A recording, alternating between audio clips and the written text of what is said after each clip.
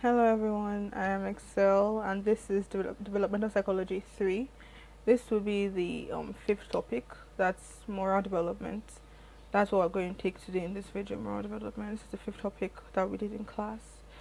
So we're basically talking about like what morality across like early adolescence, and late adolescence, factors that may affect moral development, and like what can influence moral development as well. That's basically what we're going to be covering in this video. So as a person develops, their cognitive, emotional, social aspects continue to mature. The understanding of morality expands and their behavior becomes more closely aligned with their values and with their beliefs. Therefore, moral development describes the evolution of these guiding principles and it is demonstrated by the ability to apply these guidelines in daily life. So moral development describes how one develops, how one's principles that they use to navigate life, how that develops, and it is demonstrated by the ability of a person, like how can they apply these guidelines, how can they apply these values, how can they apply these morals, like to use the word morals, how can they apply these morals in their daily life. So that's basically what moral development is, the evolution of the guiding principles and the ability to apply the guidelines in daily life. So now what is morality? Morality refers to the way people choose to live their lives according to a set of guidelines or principles that govern their decisions about right versus wrong and good versus evil. Morality is basically how someone chooses to live their lives, or how they want to live, according to a set of guidelines, a set of principles, a set of values that govern, that guide their decisions about right versus wrong or good versus evil. So, the main paradigm of adolescent moral judgment research, or the main area of adolescent moral judgment research, which peaked in popularity in 1970s and in the early 1980s, was the moral judgment theory that was developed by Kohlberg. That's Kohlberg Lawrence. He had this theory of moral development that had about 6 stages, but was broadly categorized into three major stages, which were the pre-conventional stage, the conventional stage, and the post-conventional stage. Now we don't get into detail into the theory in this topic or environment on this particular course, but it's a good idea to know the three broad stages. There were actually 6 stages because each stage has two sub stages, but there are three overarching stages, which are the first one is pre-conventional, the other one is conventional, and the third is post-conventional. To put it simply, pre-conventional stage, you're looking at it from the sense of, oh, if I do this, I'll get punished. In conventional, it's more like, okay, if I do this one, society will not like me, or society does not approve. And in post-conventional, you're like looking at your own like morals, at your morals, and at your own like moral code. So it's like, is this like the right thing to do, regardless of what people think of what the punishment is. So that's basically like what the stages are about. Like just to put things very simply. So Kohlberg Lawrence, that's the one who created the moral development theory. So he said that moral judgments develop within 6 universal, sequential, and hierarchical stages of increasingly different but interrelated concepts. So his belief was that one's moral judgment develops in about 6 stages that were universal. They were sequential. They were universal in the sense that they happen to everybody. Sequential in the sense that you cannot jump a stage, you have to go through each stage, and hierarchical in the sense that one stage is higher than the other, like that. So his theory was concerned with the basic structure of an individual's moral judgments, rather than the content or particular decisions that children and adolescents make. An area of experimentation and risk taking in adolescence is substance abuse. Strengthening relationships with peers and identity crisis not only results in challenging moral norms, but often leads to drug use that can have negative developmental consequences. Alcohol, marijuana, ecstasy, be it in a club or a party setting, prescription opiates, sedatives, and prescription stimulants are the most commonly abused drugs. So to go over the most commonly abused drugs again, we have alcohol, marijuana, ecstasy, prescription opiates, sedatives, and prescription stimulants. That's about 6 of them. Those are the most commonly abused drugs. Now, you and I, two of us, you and I, must make moral judgments on a daily basis.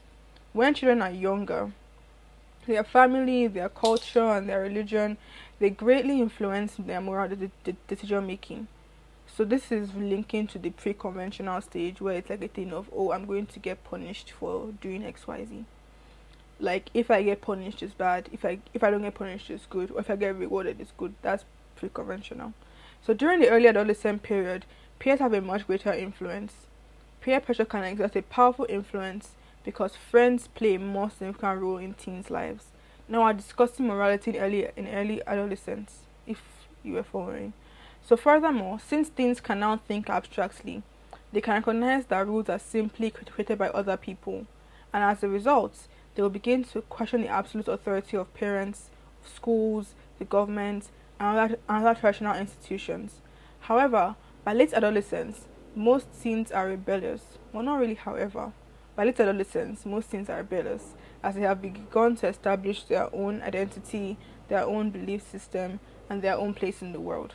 Some youth who have reached the highest levels of moral development, that's post-conventional stages, where they have their own moral code, where they have their own sense of conviction, where it's a thing of, I'm doing this because I believe it is what is right. That's the post-conventional stage pretty much. So by the time that I have teenagers who have reached this point, they may feel very passionate about their moral code, and as such, they may choose to participate in activities that demonstrate their moral convictions.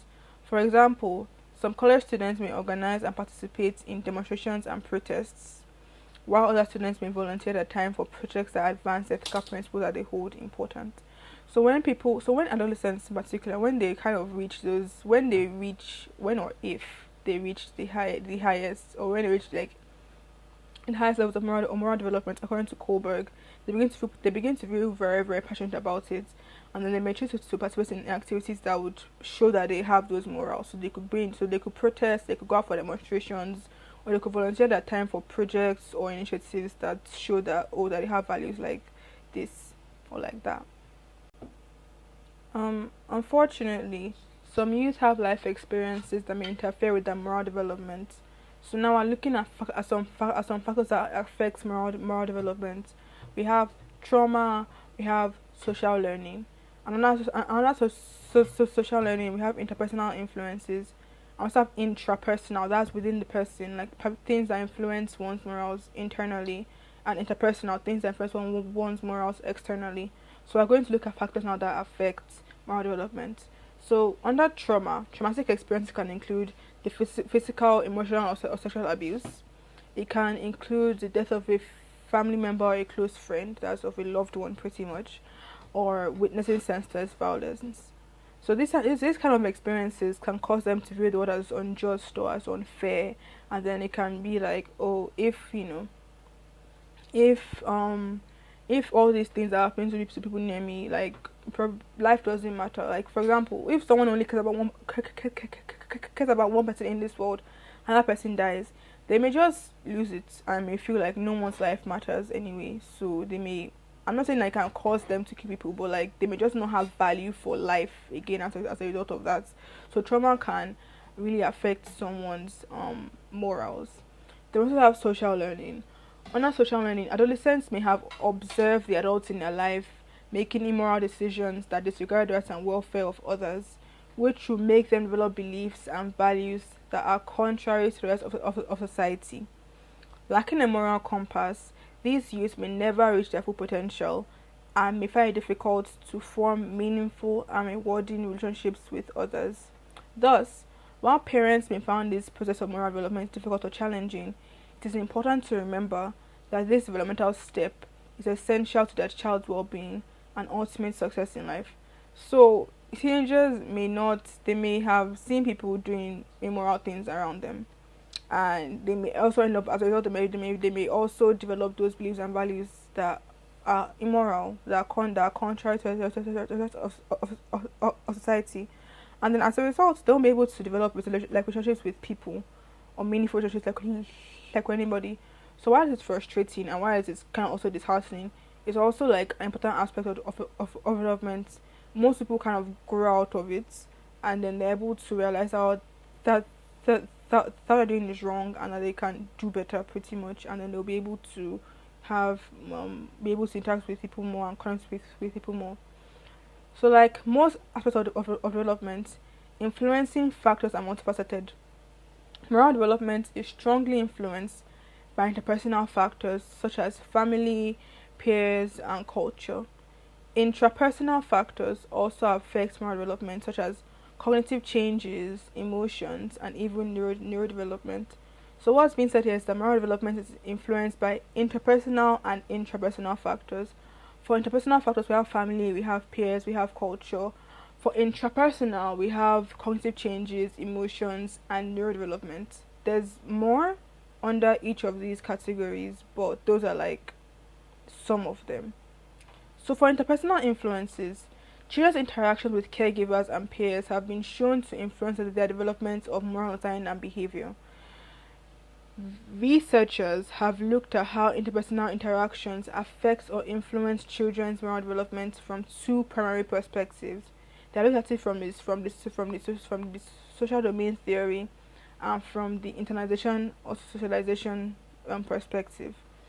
So when they saw it from the social domain theory, they focused mainly on like how the children actively distinguish moral from conventional behavior. Like so let me explain what moral and conventional behavior is. So some moral transgression, like some moral sins, would be like hitting someone or stealing, but conventional misdeeds would be like wearing a hat in class or eating spaghetti with fingers or just misbehaving. Like it's not hurting anyone, but it's wrong, it's not really acceptable. But moral transgression tend to actually hurt someone in some way. So the social domain theory looked at how children actively distinguish moral from conventional behavior based in part on the responses of parents, teachers, and peers. So that basically means that in social domain theory, you're looking at how do children tell apart what is a moral behavior from a conventional behavior, and that and like how they tell and how they tell this and how they tell this apart based on like people's responses. So when their parents respond this way, how do they know that this is bad or this is good, or when their teachers respond this way, or when their peers respond this way? So how do children learn what is wrong or what is right from people around them, from the reactions of people around them? So that's basically like what social domain theory was looking at, or is looking at, because I think it still goes on today. So adults tend to respond to children's moral transgressions, like hitting or stealing, by drawing the child's attention to the effect of their actions on others and doing so consistently across various contexts. So adults will let a child know that like hitting or stealing isn't good, because look at how you affected this other person. You hit this person and now they are like crying. You stole and now this person is like panicking and is panicking and looking for their belongings. So adults will tend to draw the child's attention to the effect of their action. But on the other hand, adults are more likely to respond to children's conventional misdeeds, that's like eating spaghetti with fingers or wearing a hat in the classroom, by reminding children about specific rules and doing so only in certain contexts. For example, they may correct the child at school, but they won't correct but they may not correct the child at home, because the action may be appropriate in the context of the house. So eating your food with your fingers, it's fine in your house, like no one is watching you and you're fine. But when you're outside, you should comport to yourself better. So a parent may not really correct the child in the house, but correct the child outside. So that's more of like a conventional misdeed, and that's how parents react to conventional misdeeds. So peers respond mainly to moral but not conventional transgressions and demonstrate emotional distress. So they cry or they yell when they are the victim of a moral transgression but not a conventional transgression. So like if a child gets hit by if a child gets hit by another child, they are more likely to yell out or they are more likely to cry. Children will then use these cues to help determine whether or not behaviors are morally or conventionally wrong. So from this perspective, moral development requires that children comply with and internalize the adult's rules, the adult's requests, and the adult's standards of behavior. Using these definitions, researchers find that parenting behaviors or parenting methods vary in the extent to which they encourage their children to internalize the values. And then we also found out that these effects, like the effects of like the parenting method or the effects of like how you teach a child morality, it also like partially depends on the child's age or the child's temperament. Like also like depends on it also only depend on the parents parenting method, but also on the child's age and temperament. So like those two things are very important. It's not just one sided. However, However, the same parental responsiveness and a mutually responsive parent-child orientation best promotes conscious development in temperamentally fearless children. Now, let me explain that sentence. Also, like there's a lot of big words there. What do you mean by parental responsiveness? What do you mean by mutually responsive parental orientation? What about temperamentally fearless children? What's all that? Temperamentally fearless children are kids who are less anxious and less afraid of consequences. So because of this, they may not be sensitive to rules or discipline. They may just do things and not really like feel the consequences of their actions, and they may not really notice like people's like emotional signals. So parents who are warm, attentive, and responsive to their child's needs, while also fostering a relationship based on cooperation and mutual respect, are the kind of parents that are most likely to help these kids have a sense of morality. So these parental influences exert their effects through multiple pathways, like increasing the child's experience of moral emotions like guilt and empathy, and then also helping them to identify as moral individuals. Now, we can't discuss interpersonal influences without discussing the family. In the formation of a child's morals, no outside influence is greater than that of the family, is more important than that of the family. Through punishment, reinforcement, and both direct and indirect teaching, families instill morals in children and help them to develop beliefs that reflect the values of their culture. Although families' contributions to children's moral development are broad, there are particular ways in which morals are most effectively conveyed and most effectively learned. They teach the kids about justice, fairness, personal balance, and social rules. So there are about four things that this note highlighted that parents or the family teach the kids: justice, fairness, personal balance, and social rules.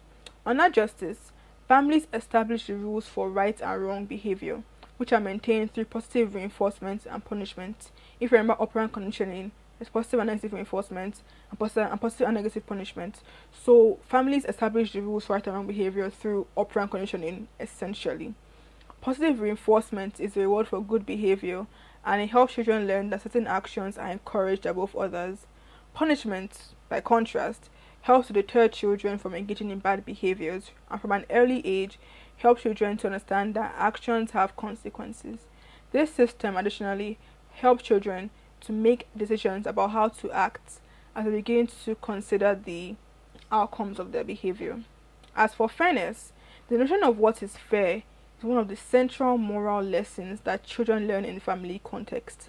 Families set boundaries on the distribution of resources such as food and living spaces, and allow members different privileges based on age, gender, and employment. The way in which a family determines what is fair affects children's development of ideas about rights and entitlements, and also influences their notions of sharing, reciprocity, and respect. Now, for example, if someone grows up in a family where they are used to sharing their room, they like in their room maybe there's like three or four of them. Whenever there's one piece of meat in the pot, they always like share it. They're always sharing things. When they meet someone who is used to only getting like things for themselves, let's say they meet someone who is used to having a room all to themselves, who is used to sharing things, they may feel like that's like unfair behavior and that's unfair treatment because of what they're already used to. Like my sister and I now, if there's something, if it doesn't like want something, like it's only like one of something left, we always share it. But we know many siblings who would just rather not have it at all, or they'll just give it to one person and the other person like won't take it. So one's idea of fairness is also like very family based. It depends a lot on the family. And now moving on to personal balance. Through understanding principles of fairness, justice, and social responsibilities, children learn to find a balance between their own needs and wants, and interests of a greater social environment. I mean, I said that too fast. I'm going to take it again. Through understanding principles of fairness, justice, and social responsibilities, Children learn to find a balance between their own needs and wants and the interests of the greater social environment. So, by limiting their own desires, children benefit from a greater sense of love, security, and shared identity. At the same time, this connectedness helps children to refine their own moral system by providing them with a reference for understanding right and wrong. So this is basically saying that children would look at their own needs and wants and look at what society expects of them or what would benefit society or benefit others more. So this is like they would kind of deny themselves for the sake of other people. That's basically what people like personal balance is. And you have to kind of find a balance, because if you go too far on one end, you could be very selfish. That's not caring about other people or not caring about like what other people want and just caring about for yourself alone. Or if you go far on, or if you go far on the other end, you could be like a doormat and you just never ever care for yourself. You're always giving, giving, giving, and you never actually take time to actually like satisfy your own needs and your own wants. So yeah, so there has to be a balance. And if you notice in this entire note, it's just children, children, children, children. That's mainly because this is like the point of life where it's important to develop a sense of morality, and where morality really develops childhood and in adolescence. So we're just going to talk about children like a lot more if you notice like throughout this entire note. Or throughout this entire video as well. So in family environments, children come to consider their actions not only in terms of justice but also in terms of emotional needs. Children learn the value of social support from their families and develop motivations based on kindness, generosity, and empathy, rather than only on personal needs and desires. This ties back into what we just talked about in personal balance. By learning to care for the interests and well-being of their family, children develop concern for the society as a whole. Now moving on to culture. So like this is still under interpersonal influences, like influences from the outside, external influences. Culture plays a big role in how people develop their sense of right and wrong. This leads to an important question: which parts of morality are universal, and which ones are shaped by culture? Which ones are inherent, and which ones are shaped by your environment? This is basically like a nature and nurture question. Which one just comes on its own and which one is culture based? Some researchers believe that morality is universal, meaning that some moral values exist across all cultures because they are necessary for any society to function. For example, I believe that one of these values could be like don't kill people, because if you kill people, then if everybody is out to kill anybody, people would pretty much cease to exist, because there'll just be chaos everywhere and everybody will just be killing people. So do not murder, do not steal. Like people need to have their own property and stuff. So when some researchers believe that morality is universal, these are probably some of the morals that they believe they believe are necessary for any society to function. These ideas come from moral philosophy, and the belief is that fairness and justice should apply to everyone, no matter where they are from. On the other hand, some researchers think that morality is culturally specific, meaning that different societies shape what people see as right and wrong based on their traditions and teachings. This view focuses on how cultures pass down values rather than assuming certain moral values apply everywhere. So in this one now, some researchers think that morality depends on the culture, depends on the environment, that it's not a universal thing. So different societies can determine what people see as right and wrong based on whatever they teach in that society. However, while customs and traditions vary across cultures, the idea of fairness seems to be universal and develops early in childhood. Remember, we mentioned that fairness develops in childhood based on family. That the family tends to determine what a person can see as fair or as unfair. Some cultural differences in moral beliefs aren't necessarily about morality itself, but are based on different ways of seeing the world. If people have different beliefs about how actions affect others or about the status of certain groups, their moral judgments will also be different, even if there isn't the same basic moral principles.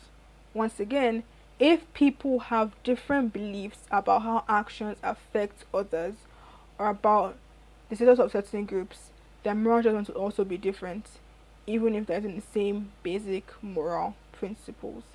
Now, another powerful socializing mechanism by which values are transmitted is religion, unsurprisingly, which is for many inextricably linked to cultural identity. So one's religion and one's cultural identity tend to be like this. One explicit manner in which societies can socialize individuals is through moral education. So you see in churches, in mosques, in traditional settings, or in religious settings, or even traditional religions, there are certain morals and values that are passed down, that are taught. Like, as a Christian now, I learned about the Ten Commandments: thou shalt not kill, thou shalt not steal, thou shalt not commit adultery. You learn that list. You see passages or stories in the Bible, and from those stories or from those events, they will take values out and they will teach you those values. So this is another way in which one can develop morals through religion. Okay, we're moving on to intrapersonal influences now. That's influences within the person, or internal influences of morality. Moral issues often bring out strong emotions, making feelings an important part of moral development. However, researchers don't fully agree on how emotions influence moral growth.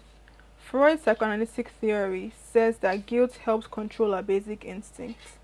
Studies on kindness and helping others suggest that emotions push people to do good things.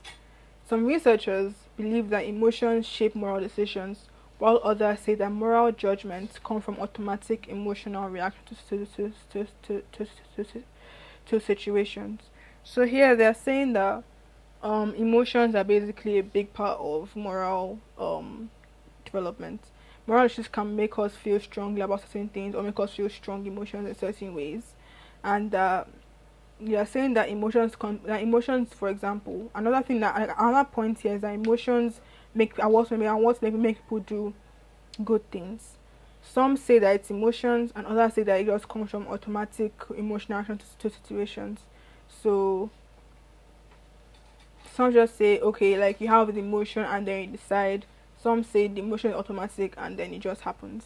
So either way, but the whole point is that either way, emotions do play a part when it comes to morality. Certain emotions, called moral emotions, are closely tied to moral development.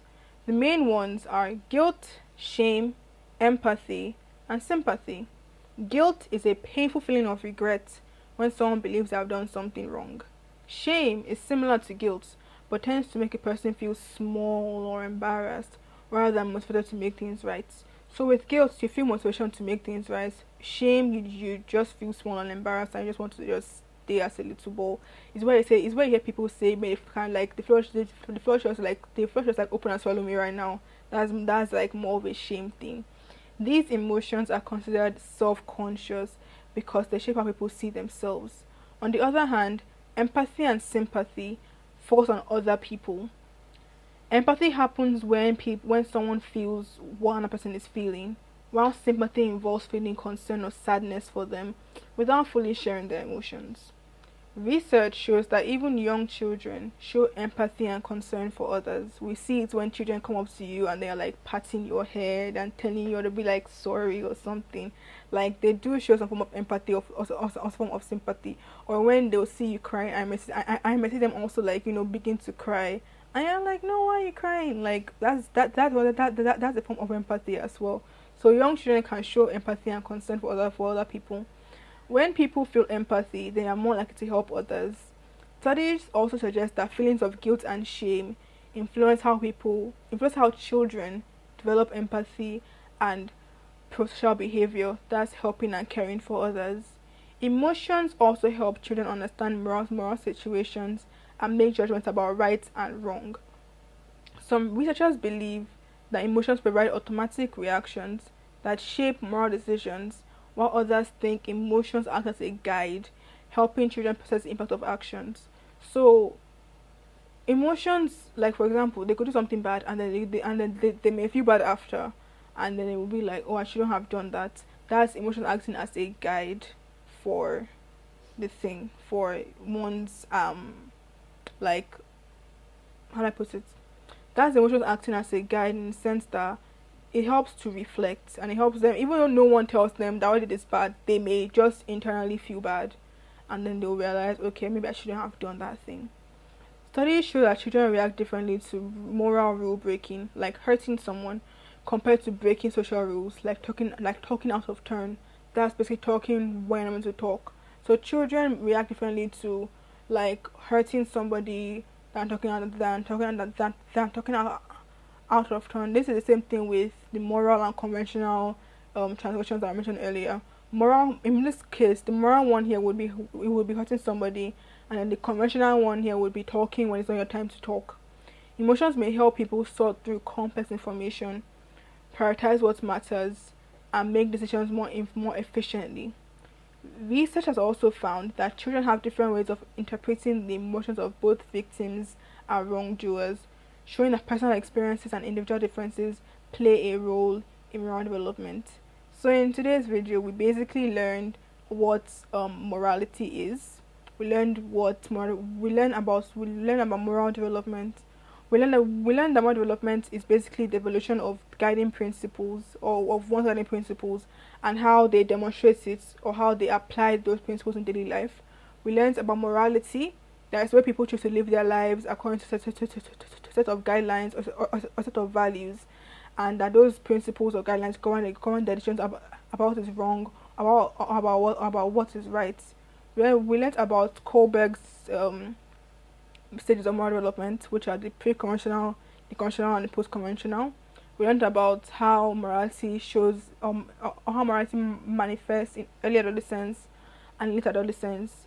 We saw the factors that influence or that affect moral development: trauma, social learning, interpersonal influences, and intrapersonal influences.